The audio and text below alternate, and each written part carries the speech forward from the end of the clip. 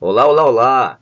Meu nome é Narson Luiz, sou professor de Química e eu estou aqui para dar um suporte para você, bater um papo, na verdade, tá? De uma forma muito tranquila, muito direta, objetiva, com um assunto que tenha uma das maiores frequências na prova do Enem, que é o assunto de estequiometria.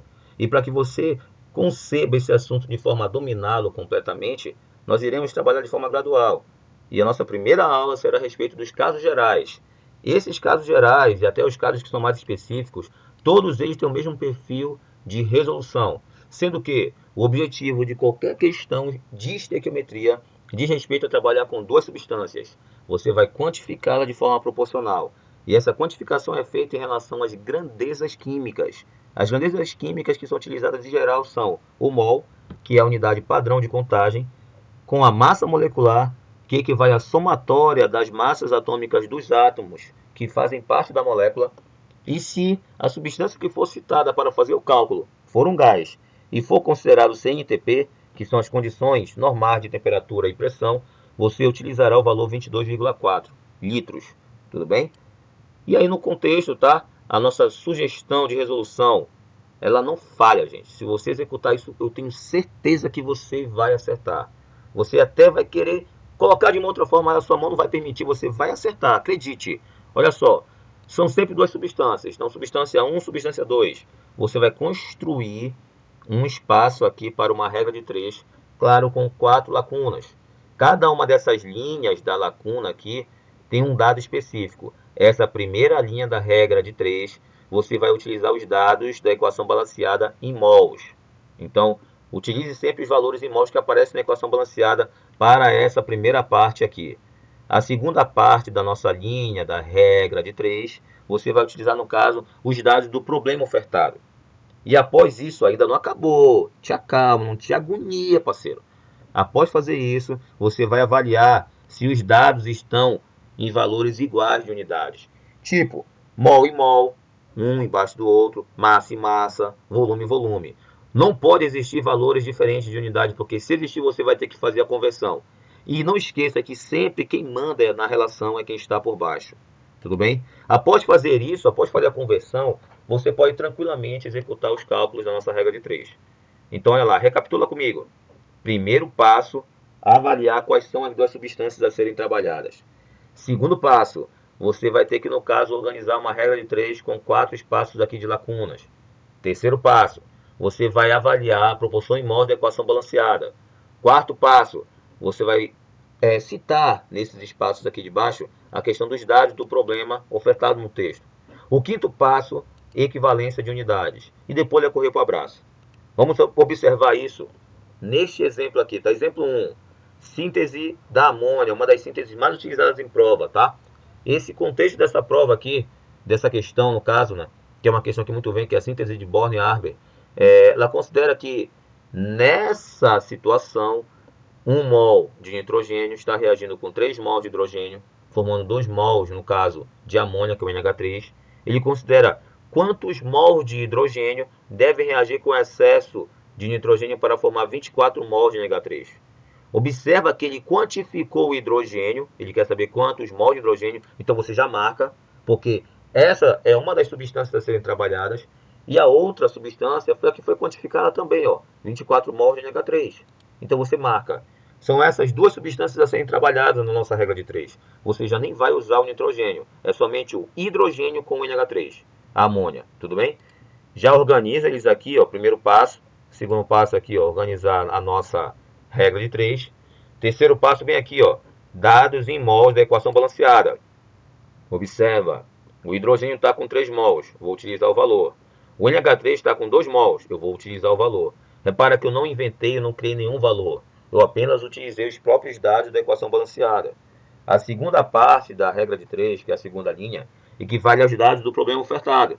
Então, observa aqui no texto ele fala, quantos mols de hidrogênio? Opa, quantos mols? Não sei, ó meu Deus, X. Tudo bem? Devem reagir com excesso de nitrogênio. Repara que ele não disse qual é a quantidade de nitrogênio. Então, ele está em excesso, perfeito, não vai repercutir em nenhum tipo de situação diferenciada. Você não tem que se preocupar com quem está em excesso. Tá? Geralmente o que acontece de preocupação é que é limitante, mas a gente ainda vai chegar nessa parte em outras aulas. Então, qual vai ser a quantidade de hidrogênio formada se eu utilizar 24 mols de NH3. Opa, bem aqui, ó. Já preparei tudo, observa agora. Quinto passo, equalização das unidades, ó. Quantos mols e mols em cima? Opa, tá tudo igual, não vou mexer.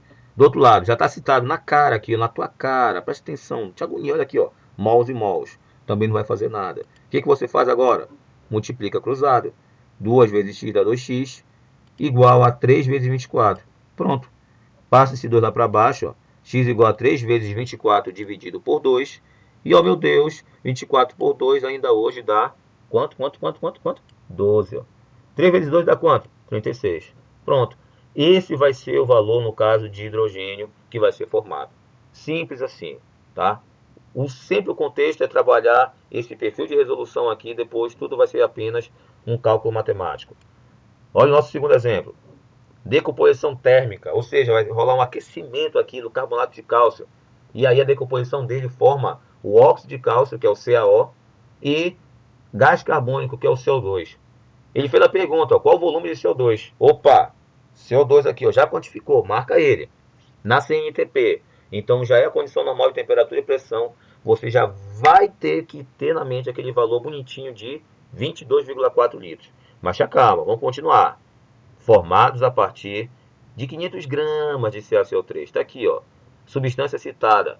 Já retira as duas daí para fazer, no caso, a nossa regra de 3. Primeira linha da regra de 3. Mols da equação balanceada, tá? Sempre. Como a equação está balanceada de 1 mol para cada, 1 mol de CaCO3, 1 mol de CaO e 1 mol de CO2, você repete aqui, numa boa. Segunda linha da regra de 3. São os dados ofertados para você da questão. Repara, qual o volume de CO2? Bem aqui, ó, vou colocar um V para lembrar de volume, formado a partir de 500 gramas de CaCO3. Quinto passo, equalização de unidades. Olha só. 500 gramas e mol. Não posso deixar assim. Eu falei na parte inicial dessa aula que sempre quem manda é quem está por baixo. Então, se eu tenho 500 gramas embaixo, eu tenho que passar esse 1 mol de CaCO3 para gramas, para massa. Porque tem que ser tudo no mesmo valor de unidade. Portanto, ó, você não precisa se agoniar porque já é dado o valor de massa atômica das espécies, dos elementos que fazem parte da molécula. Então você só tem que calcular a massa molecular de CaCO3. Olha aqui, ó, oxigênio é 16. Cada oxigênio é 16. Então 16 vezes 3 dá 48. 12 do carbono vezes 1 dá 12.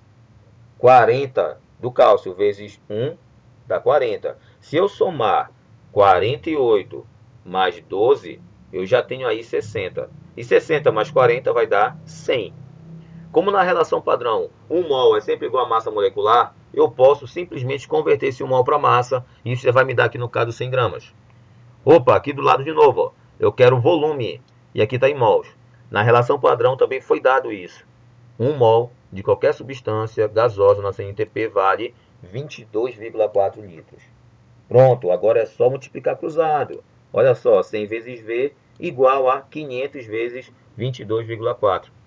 Você passa esse 100 lá para baixo dividindo e já executa o processo dos cortes, ó. Tchuco, tchuco, tchuco, gostoso. Olha aí. Sobrou o quê? 500 dividido por 100 dá 5. 5 vezes 22,4 dá 112 litros. Pronto. Acabou a questão, gente. Nath, é só isso? Sim, amigo. É só isso mesmo. É só você repetir essa sugestão de resolução que você vai ter sucesso, com certeza, em qualquer questão de estequiometria. Olha o nosso terceiro exemplo. Na decomposição do óxido de alumínio, partindo, ou seja, de 2 mol de óxido de alumínio para formar 4 mols de alumínio mais 3 mols de oxigênio. Qual a massa em gramas de alumínio? Observa, ó, ele já quantificou aqui, ó, alumínio. Já tem que marcar. Formado a partir de 12 mols de óxido de alumínio, que é o Al2O3. Já marquei também. Ou seja, é o Al2O3 que eu vou trabalhar impar com o alumínio na minha estequiometria, na minha questão. Então, organizo os dois aqui, preparo a regra de 3, vou repetir, tá? Vou repetir. Repare que eu estou repetindo sempre, vou repetir mesmo. Eu sempre brinco dessa forma quando eu estou dando aula. Até quando você dormir, você sonhar, eu vou aparecer no seu sonho repetindo isso para você. Sempre a primeira linha da regra de 3 são os dados em mol da equação balanceada. Repara que o L2O3 são 2 mols. Então, vou colocar aqui, ó. Não invento nada, tá? Eu só utilizo o que eu tenho. O alumínio são 4 mols. Jogo ele para cá. Pronto. Segunda linha da regra de 3. Os dados que são ofertados para você do problema. Observa. Qual a massa em gramas de alumínio? Está aqui o alumínio. Não sei. Massa, M. Para lembrar de massa. Formada a partir de 12 mols de L2O3. Bem aqui eu vou colocar 12 mols. Vamos para o quinto passo agora? A equalização das unidades. Observa aqui, ó. Mol e mol. Não vou mexer. Já está no padrão. Vou para a segunda coluna. Massa e mols. Ah, eu tenho que mexer. E relembrando, sempre quem manda na relação é quem está por baixo. Ó. Então, se aqui está em massa, eu tenho que converter esse mol para massa. Por isso que está aqui dado de graça para você a massa atômica do alumínio. Cada 1 mol de alumínio tem 27 unidades de massa atômica, tá? Como são 4 mols, vai ser 4 vezes 27. Tudo bem? Depois é só multiplicar cruzado de novo. Again. One more time. Olha só.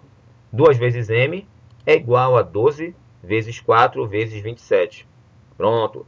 Passa esse 2 lá para baixo. M igual a 12 vezes 4 vezes 27 dividido por 2. Fechou aí? Simplifica agora. 12 por 2 dá 6. 6 vezes 4 vezes 27 vai ser igual a 648 gramas de alumínio formado. Pronto. Simples assim. Então, gente, era isso que eu queria falar para vocês de início, tá?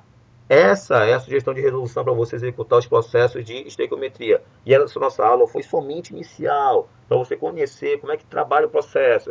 Eu ainda vou falar a respeito da parte de reagente com pureza, tá?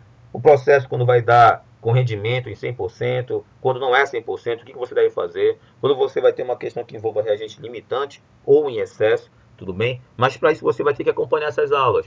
E para você acompanhar, eu peço a você que você visite lá no YouTube, coloque lá na barra de busca Narson Luiz e se inscreva no canal, tudo bem? E compartilhe isso para os seus amigos, tá? Porque é legal passar, claro que sim, mas é legal passar no vestibular, ser aprovado com quem? Com os amigos, para a festa ser maior, tá certo? Então eu te aguardo na próxima aula. Um abração para você e até lá.